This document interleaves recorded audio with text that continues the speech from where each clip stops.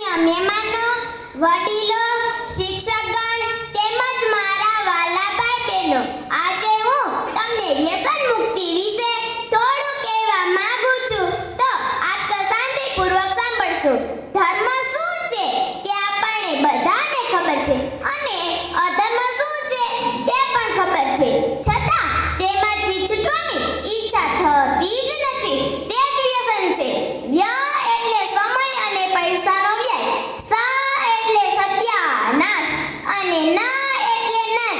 એમ વ્યસન એટલે સમય અને પૈસાનો વ્યય કરી પોતાનું સત્યાનાશ કરી નરક જેવા દુઃખને આમંત્રણ આપવું. દુનિયાના તમામ દેશોમાં વ્યસનને ભરડો લઈ લીધો છે. કોઈ દેશ કે પ્રજા તેનાથી મુક્ત જ નથી.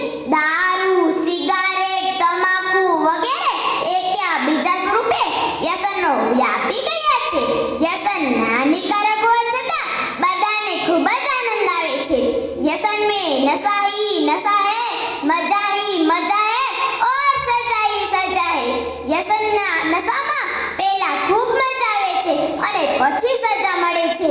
વ્યસનના પેકેટ પર સૂચના લખેલી હોય છે કે યહ પદાર્થ જાન લેવા હે, પરંતુ વ્યસન એને તે કાંઈ દેખાતું જ નથી. આપણે પૈસા ખર્ચ કરી વ્યસનનો નશો કરીએ છીએ અને કેન્સર જેવા રોગો મફતમાં મળે છે. વ્યસનથી શરીર બગડે છે, ઘર બગડે છે, મનુષ્ય ઉતા નકામો જાય છે. જો તમે વ્યસન નહીં મૂકો તો તમારી જિંદગીનો સુવર્ણ સમય બગડી જતા તમારી જિંદગી બરબાદ થઈ જશે. કહેવાયું છે ને કે બીડી પીવા વાળાની ઘરે કોઈ દિવસ પણ ચોર ના આવે, કારણ કે આખી રાત ખો ખો ખો કર્યા જ કરે છે. તમાકુ પાન ખાવા વાળાની ઘરે ગંદકીના કારણે માખી મચ્છર ઘૂરતા જ નથી.